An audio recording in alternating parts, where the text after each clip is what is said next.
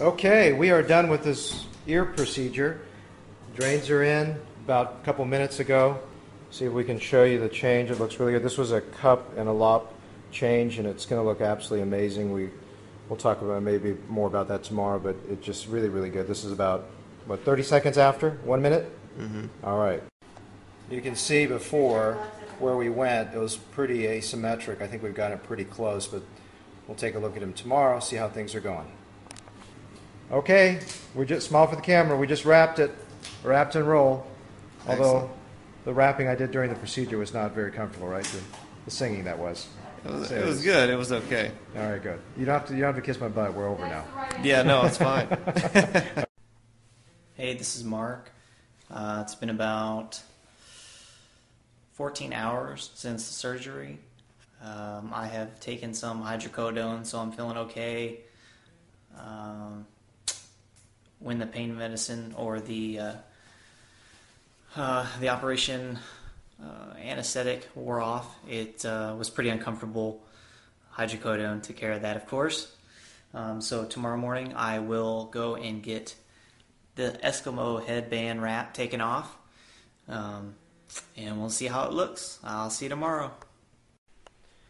We are 1 day out from the otoplasty for a cup reduction and lop ear reduction, and this is a little bit more swelling than I usually see, which is fine.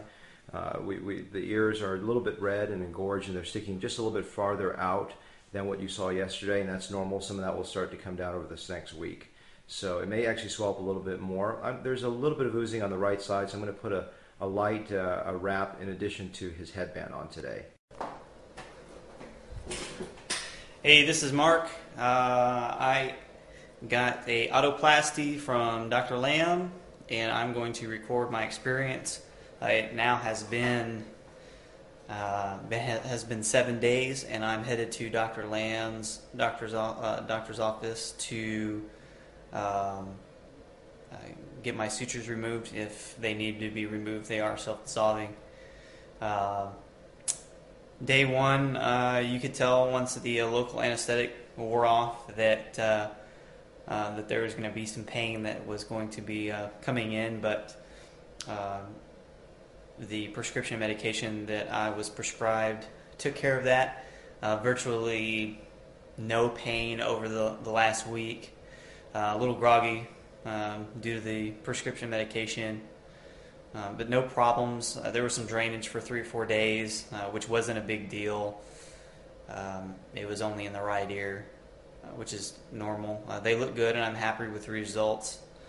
So it's well worth it. Well worth it. Thanks, Dr. Lamb. Okay, we're a week out, and everything went great. Not too bad a recovery, right? No, it was great. Good. Well, I just want to go over a couple points. What we've done here is what's called a cup deformity. 80% of the problem is a cup. This central portion, the conchoid ball, the ear cartilage was excised, brought back, and so that it was in alignment. I'll show you the before and afters here again. This upper portion, the helix, was brought back and brought into alignment. His lower pole was left in place, but by my removing a little smaller piece of cartilage inside here called the cauda helicus, it allows, when I bring this back in, that the lobule will be in perfect alignment. Another gentleman I did yesterday, he had a very tweaked out helix, a lop ear deformity with an isolated lobule that was up, and I did a V to Y advancement to pull this bottom part in and the helix back in. I left the central alone. This gentleman here, it's 80% of a conchoidal excess that we fixed, and only about 30% of the upper pole correction. His lower pole is actually totally fine, but it's all done. He's 7 days out. Everything looks really, really natural and really, really good. So just want to show you what it looks like at 7 days. You may have seen it one day. It looked pretty puffy, and that's normal because it was a pretty aggressive procedure with multiple areas that we fixed. So that's it. That's our journey. Excellent.